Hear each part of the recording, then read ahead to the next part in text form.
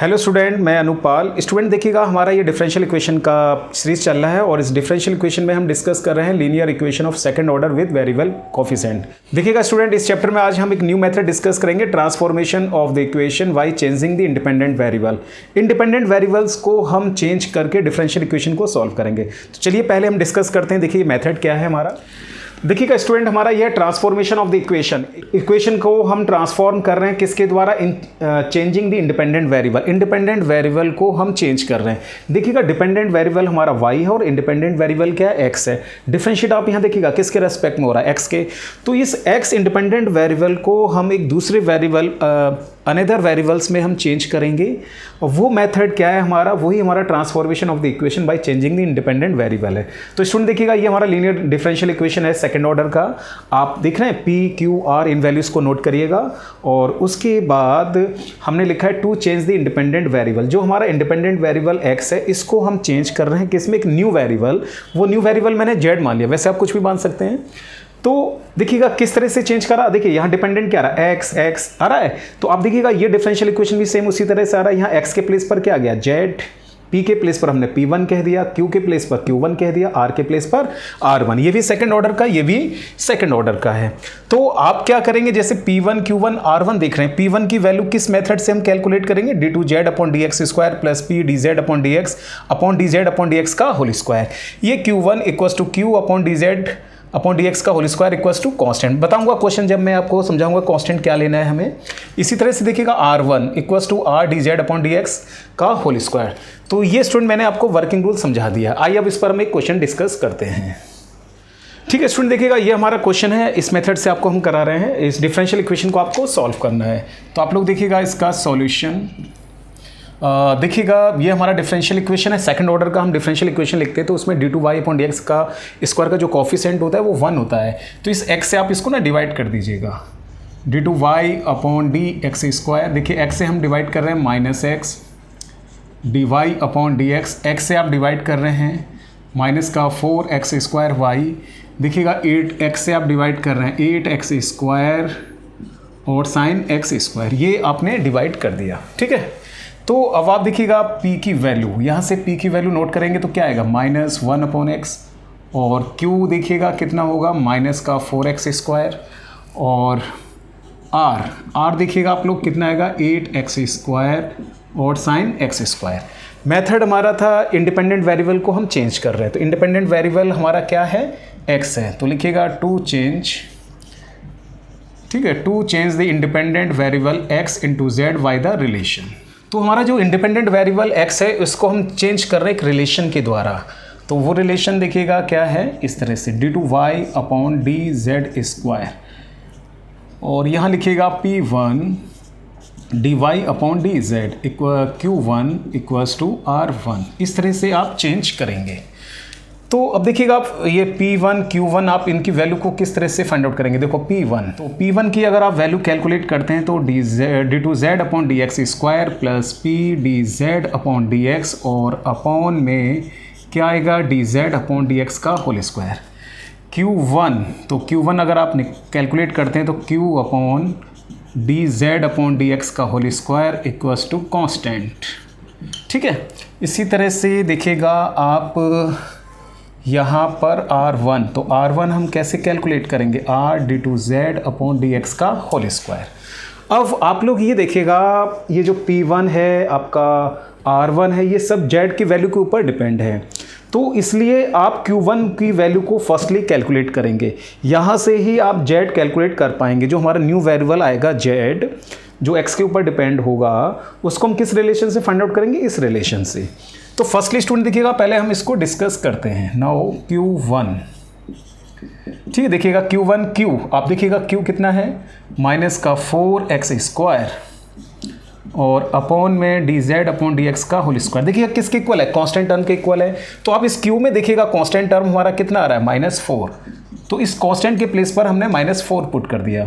तो आप लोग देख रहे हैं Q1 का वैल्यू कितना आ गया? -4।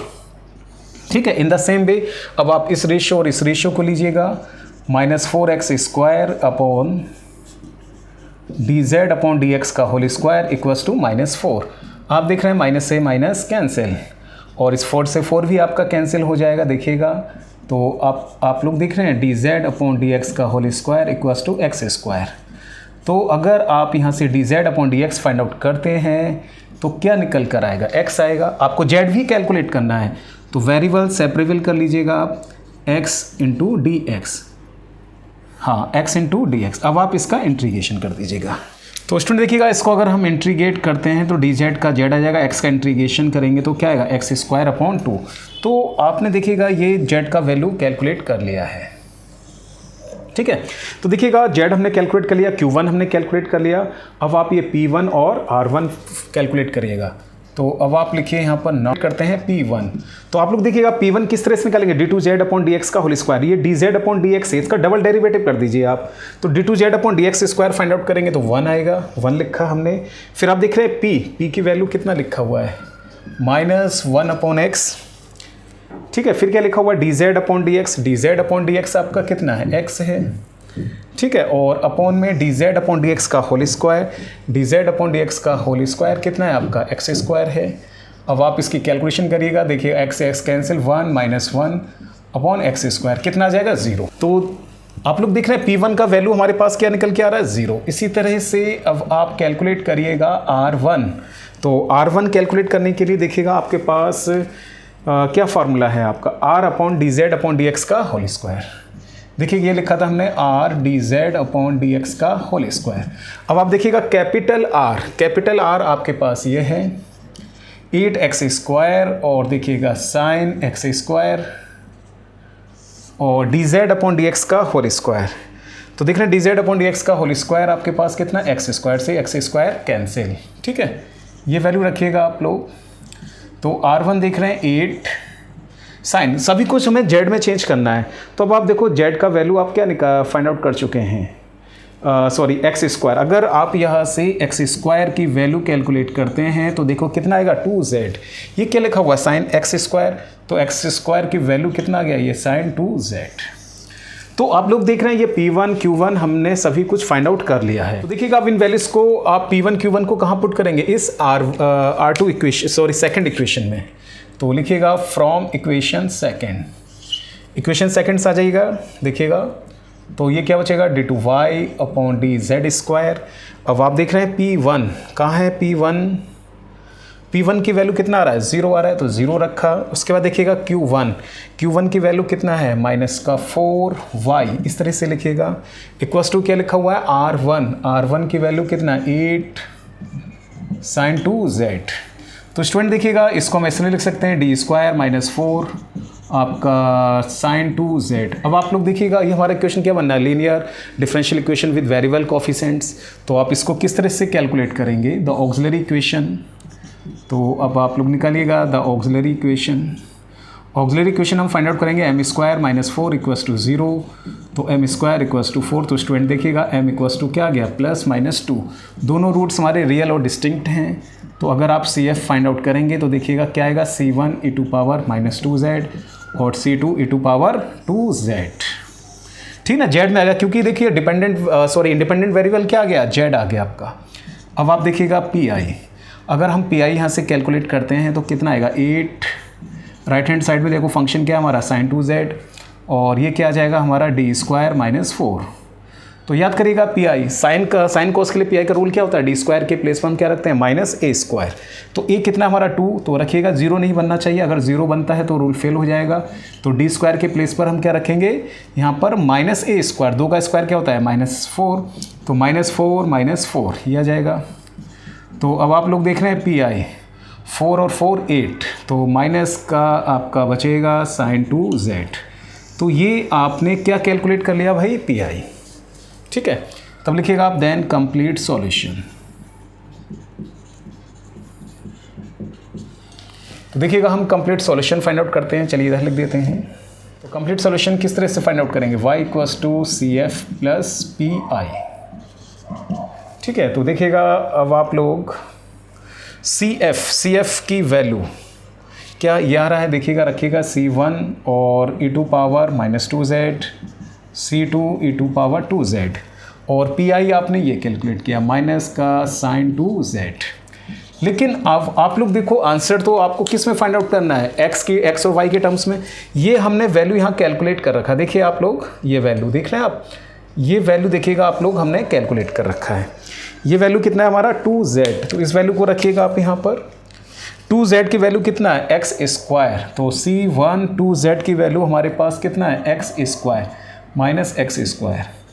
C2 2z की वैल्यू कितना है आपका एक्स स्क्वायर माइनस, फिर देखिएगा साइन 2z की वैल्यू रख दीजिएगा एक्स स्क्वायर। तो स्टूडेंट देख रहे हैं ये इसका कंप्लीट सॉल्यूशन आ गया। ठीक है, ये मेथड है हमारा। देखिएगा स्टूडेंट, ये हमारा नेक्स्ट क्वेश्चन है, इसको और भी सॉल्व करते हैं। मैंने बताया था डबल डेरिवेटिव जो आ रहा है इसका कोफिशिएंट 1 होना चाहिए, तो cos x से आप डिवाइड कर दीजिएगा।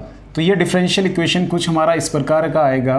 अगर हम cos x से डिवाइड करेंगे तो आप देख रहे हैं tan x dy upon dx, minus का देखिए cos x से हम डिवाइड कर रहे हैं तो 2 cos square x into Y, cos x से आपने डिवाइड करा तो 2 cos 2 पावर 4x, इस तरह से नोट कर लीजिएगा।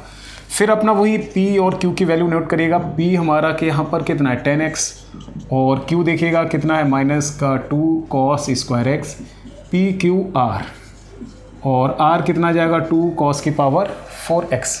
अब आप वही लिखिएगा to change the independent variable x into Z by the relation.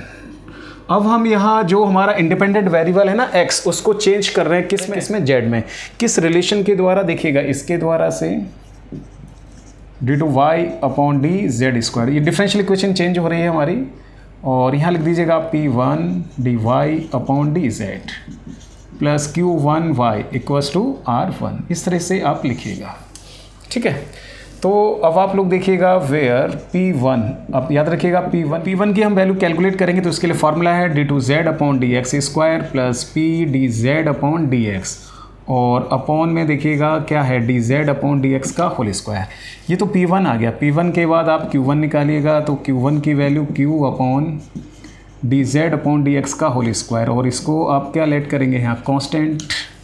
ठीक है, और R1 की वैल्यू देखिएगा, R1 की वैल्यू क्या होता है R upon D Z upon D x का होल स्क्वायर। ठीक है, P1 Q1 आप किस तरह से कैलकुलेट करेंगे वो हमने लिखा है। तो फर्स्टली आप क्या कैलकुलेट करेंगे Q1। तो देखिएगा स्टूडेंट हम Q1 निकालते हैं तो देखिएगा Q1 का फॉर्मूला है Q, और Q की वैल्यू कितनी है माइनस का 2 cos स्क्वायर x और D Z upon D x का होल स्क्वायर। अब आप यहाँ देखिए कांस्टेंट लिखा हुआ है, तो यहाँ कांस्टेंट टर्म इसमें क्या मौजूद है आपकी -2, तो -2 लिखा। तो आप देख रहे हैं Q1 की वैल्यू कितना आ गया -2। इसी तरह से अब आप इसको कैलकुलेट करिएगा माइनस का 2 cos स्क्वायर x और D Z upon D x का होल स्क्वायर इक्वल्स टू -2 से -2 कैंसिल। तो अब आप लोग देख रहे हैं यहाँ से D Z upon D x का होल स्क्वायर, तो ये देखिएगा कितना आ गया cos स्क्वायर x, और अगर आप यहाँ से D Z upon D x find out करते हैं तो ये क्या आ जाएगा cos x। फिर वही वेरिएबल सेपरेबल कर लीजिएगा आप, इस तरह से इंटीग्रेट कर दीजिएगा। डी जेड cos x का इंटीग्रेशन क्या आ जाएगा आपका sin x। तो ये हमारा एक फंक्शन आ गया, ठीक है ना, z equals to sine x. वैसे तो हमने लिखा है to change the independent variable x into Z by the relation, ऐसे लिख सकते हैं अगर आप लिखना चाहें तो, ठीक ना, वाई द रिलेशन इस तरह z equals to f of x। ठीक, अब देखो z हमारा किसके ऊपर डिपेंड हो रहा है, साइन x के ऊपर डिपेंड हो रहा है, तो z किसका फंक्शन होगा f ऑफ x का, तो फंक्शन क्या आ गया हमारा साइन x। तो देखिएगा Q1 हमने कैलकुलेट कर लिया, और अब हम चलिए P1 कैलकुलेट करते हैं। P1 देखा, P1 d two Z upon D x square, ये इसका डिफ्रेंशिएट कर दीजिए। cos x का डिफ्रेंशिएट क्या होता है माइनस साइन x, प्लस देखिएगा P की वैल्यू आपके पास कितना है 10x। ठीक है, उसका दिख रहे हैं D Z upon D x कितना है आपका cos x, और फिर देखिएगा D Z upon D x का होल स्क्वायर, ये कितना आ जाएगा cos स्क्वायर x। अब आप लोग जानते हैं 10 को साइन अपॉन cos, cos से cos कैंसिल, ये पूरी टर्म आपकी कैंसिल। तो P1 की वैल्यू कितना आ गया आपके पास 0। अब हम फाइंड आउट करते हैं R1। तो R1 आप देखिएगा कितना लिखा हुआ R का वैल्यू कितना है 2 cos की पावर 4x, और अपॉन में क्या लिखा हुआ D Z upon D x का होल स्क्वायर, तो ये देखिएगा कितना लिखा हुआ है आपका cos स्क्वायर x। तो अब इसकी कैलकुलेशन करिएगा, आप देख रहे हैं इससे ये कैंसिल, क्या बचेगा आपका 2 cos स्क्वायर x। ठीक, ये क्या है आपका sin x। तो आप ऐसा करिएगा, इसको आप 2 cos स्क्वायर x को क्या लिख सकते हैं 1 माइनस साइन स्क्वायर x। ठीक, तो अब आप लोग देख रहे हैं R12 साइन एक्स की वैल्यू कितना है Z, तो R1 की वैल्यू भी हमने Z की टर्म्स में फाइंड आउट कर लिया। ठीक है, अब इन सभी वैल्यूज को कहाँ पुट करिएगा, इक्वेशन नंबर 2 में। तो लिखिएगा फ्रॉम इक्वेशन 2 में पुट कर दीजिए भाई। तो देखिएगा क्या आएगा, d2y अपॉन dz²। देख रहे हैं P1 की वैल्यू आपके पास क्या आ रहा है 0 और Q1 की वैल्यू कितना आ रहा है आपका -2y इक्वस टू देखो क्या लिखा हुआ है R1। तो R1 की वैल्यू क्या आ रही है 2 1 माइनस z²।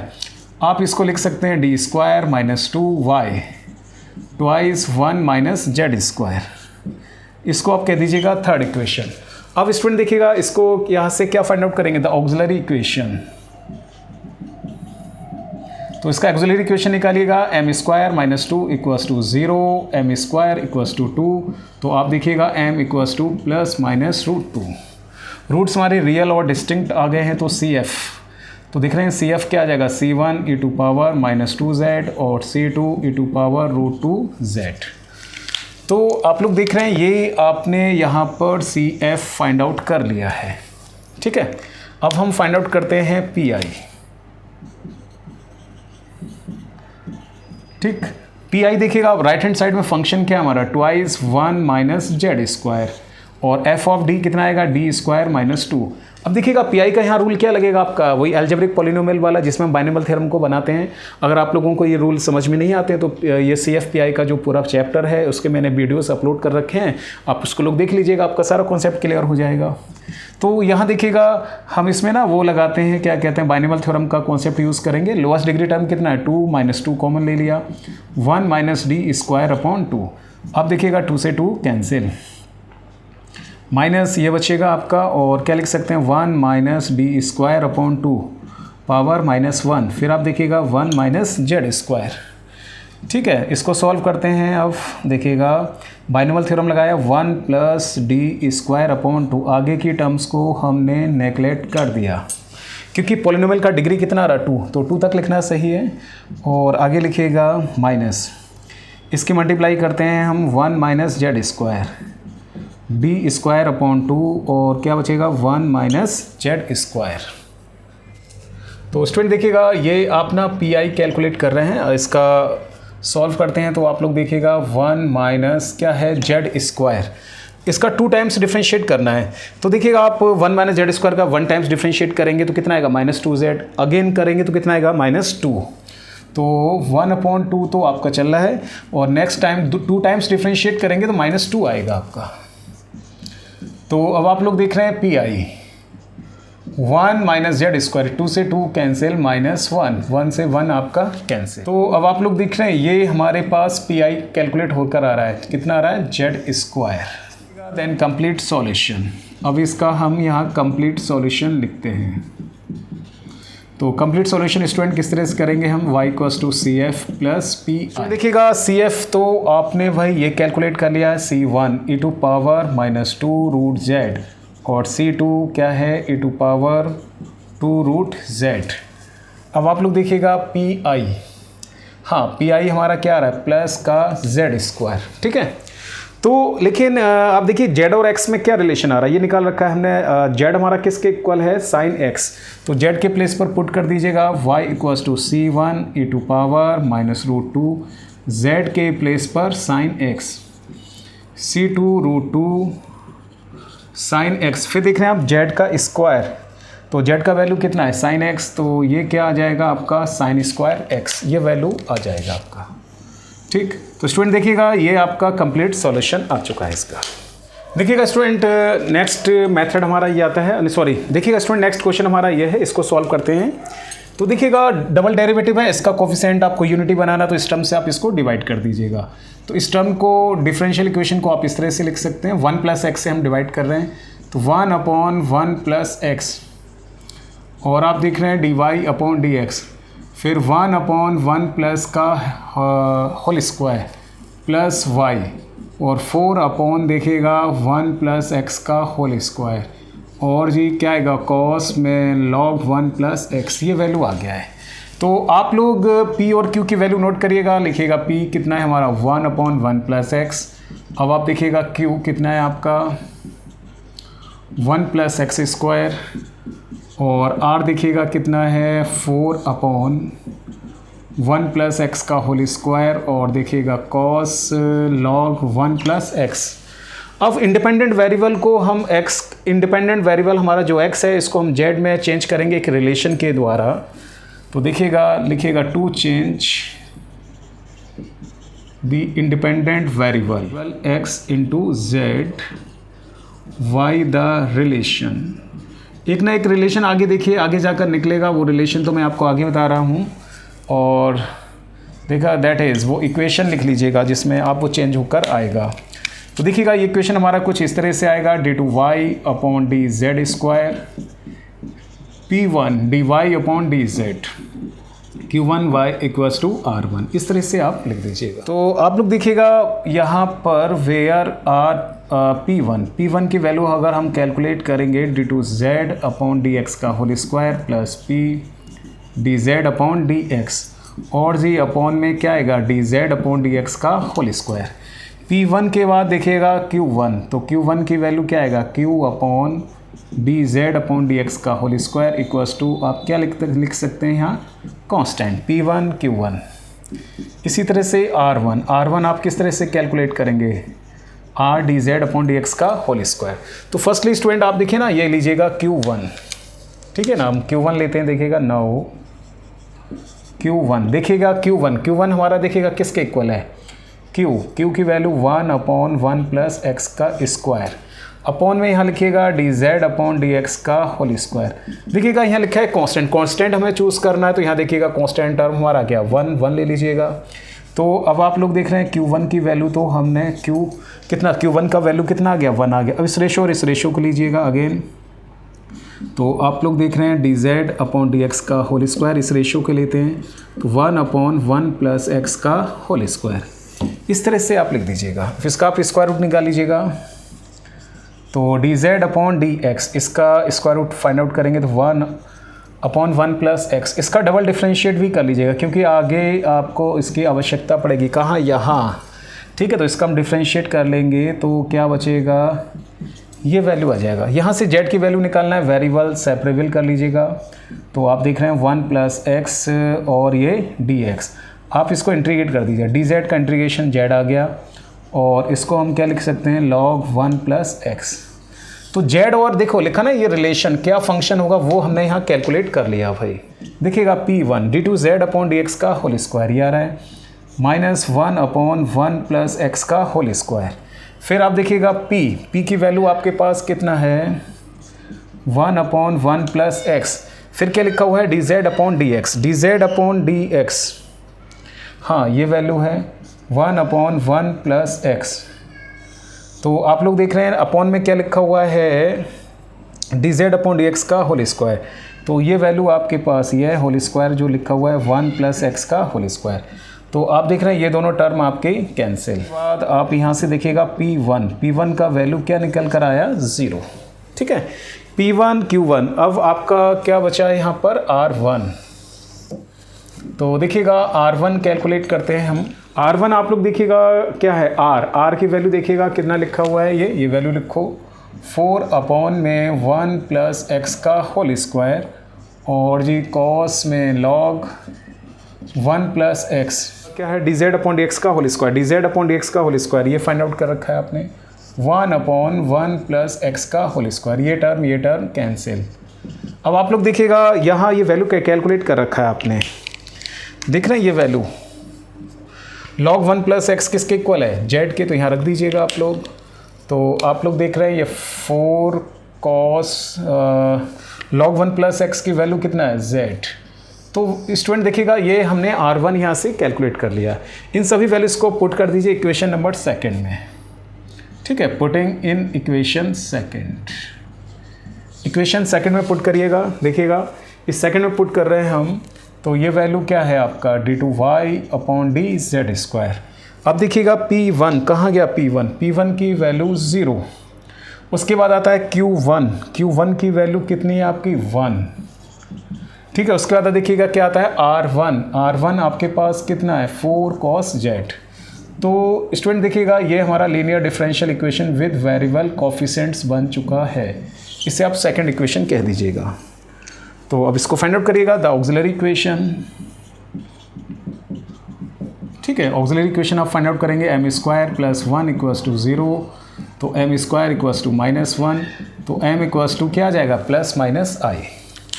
तो स्टूडेंट देखिएगा अगर हम यहाँ से CF फाइंड आउट करते हैं, ठीक है, कॉम्प्लेक्स रूट्स आ रहे हैं आपके, तो इसको हम लिख सकते हैं C1 cos z और C2 sin z, और अल्फ़ा की वैल्यू कितना है आपका 0 है। तो स्टूडेंट देखिएगा ये तो हमने भाई CF फाइंड आउट कर लिया। अब देखिएगा हम फाइंड आउट करते हैं नाउ PI। ठीक है, राइट हैंड साइड में देखिएगा फंक्शन कितना है आपका 4 cos z। f of d देखिएगा कितना लिखा हुआ है d² + 1।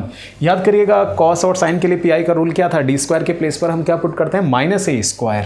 अब आप लोग यहाँ देखिएगा अगर cos z तो a कितना माना जाएगा 1 माना जाएगा, d² के प्लेस पर हम रखेंगे -1, तो -1 + 1 ये क्या बन जाएगा 0 बन जाएगा। तो इस केसेस में हम क्या करते हैं 4, ये हमारा क्या रियल पार्ट है, तो लिखो रियल पार्ट ऑफ e⁻i⁻z, और इसके फैक्टर्स कर लीजिए आप d + i and d - i। ठीक है, अब इसमें ना एक्सपोनेंशियल वाला आप रूल अप्लाई कर दीजिएगा, एक्सपोनेंशियल वाला रूल अप्लाई करिएगा। तो एक्सपोनेंशियल वाला रूल हमारा क्या था, d के प्लेस पर हम z जो हमारा आ रहा है उसका कोफिशिएंट पुट करते हैं। कोफिशिएंट कितना है हमारा i, यहाँ रखेंगे i + 2i बचेगा, लेकिन यहाँ पुट करेंगे तो i - i 0 हो जाएगा। तो जिस फैक्टर में 0 होगा वहाँ d + i रखिएगा आप लोग। तो देखिएगा e⁻ क्या है हमारे पास iz, यहाँ हम i + i, और इस फैक्टर में 0 बन रहा है ना, तो यहाँ d + a पुट कर दीजिएगा इस तरह से। तो देख रहे हैं a से a आपका i से i कैंसिल। तो आप लोग देखिएगा real part of i + i कितना हो गया 2i, तो 4/2i ऐसे लिखिएगा। और ये देखिएगा e⁻i z 1/d बचा, 1/d मीन्स क्या है 1 का इंटीग्रेशन, तो 1 का इंटीग्रेशन आप करोगे तो क्या आ जाएगा z के रेस्पेक्ट में करना है भाई इंटीग्रेशन आपको। ठीक है, तो स्टूडेंट देखिएगा ये जो हम PI कैलकुलेट कर रहे हैं, तो ये आप लिख रहे हैं यहाँ पर रियल पार्ट ऑफ, थोड़ा कैलकुलेशन कर लेते हैं, इसको हम कैंसिल करेंगे तो कितना बचेगा 2/i × z, और e⁻i z का फार्मूला अप्लाई करेंगे तो cos z + i sin z। तो इसको सॉल्व करिएगा, इसको लिखिएगा आप इस तरह से, यहाँ रियल पार्ट ऑफ, ठीक है ना, इसका अंदर मल्टीप्लाई कर दीजिएगा, तो अंदर मल्टीप्लाई करेंगे 2/i z और cos z। अब देखिएगा i से i कैंसिल, अरे भाई i से आपका i कैंसिल नहीं हो गया, अंदर मल्टीप्लाई करेंगे तो 2z और क्या बचेगा sin z। अब आप लोग देखिएगा इसमें रियल पार्ट क्या है, ये रियल पार्ट आ रहा है हमारे पास। तो स्टूडेंट देखिएगा ये आपका PI कितना निकल कर आ गया है 2z, और ये कितना आ गया आपका sin z। ये हमने PI कैलकुलेट कर लिया है। ठीक है, तो लिखिएगा देन कंप्लीट सॉल्यूशन। तो कंप्लीट सॉल्यूशन किस तरह से, y = आपका क्या है CF + PI। तो आप लोग देख रहे हैं CF की वैल्यू कितना है आपके पास, देखिएगा C1 cos z, C2 sin z, और PI देखिएगा क्या निकल के आ रहा है 2 sin z। ठीक है, ये रिलेशन आपने फाइंड आउट कर रखा है। z का वैल्यू कितना है आपका log 1 + x, ये पुट कर दीजिएगा C1 cos z। z की वैल्यू आपके पास कितना आएगा log 1 + x। C2 sin z की वैल्यू पुट करिएगा, कितना आएगा आपके पास log 1 + x। ठीक है ना, ये वैल्यू पुट करते जाइएगा, z का वैल्यू कितना आएगा आपके पास log 1 + x, ये वैल्यू आ जाएगा। तो स्टूडेंट देखिएगा ये कंप्लीट सॉल्यूशन इसका आ चुका है। सो स्टूडेंट उम्मीद करता हूँ आप लोगों को आज का ये मेरा लेक्चर पसंद आया होगा। अगर आप लोगों को मेरा ये लेक्चर पसंद आया है तो प्लीज़ मेरे इस लेक्चर को आप अपने फ्रेंड्स में शेयर करिएगा, और इस पर इसको लाइक करिएगा, और उस पर कमेंट्स करिएगा। और अगर आप लोगों ने मेरा चैनल सब्सक्राइब नहीं किया तो प्लीज़ मेरे चैनल को आप सब्सक्राइब कर लीजिएगा, और आप लोग कमेंट्स करिएगा भाई, आपके कमेंट्स करने से हमें थोड़ा मोटिवेशन मिलता है, हम मोटिवेट होते हैं। ठीक है, थैंक यू।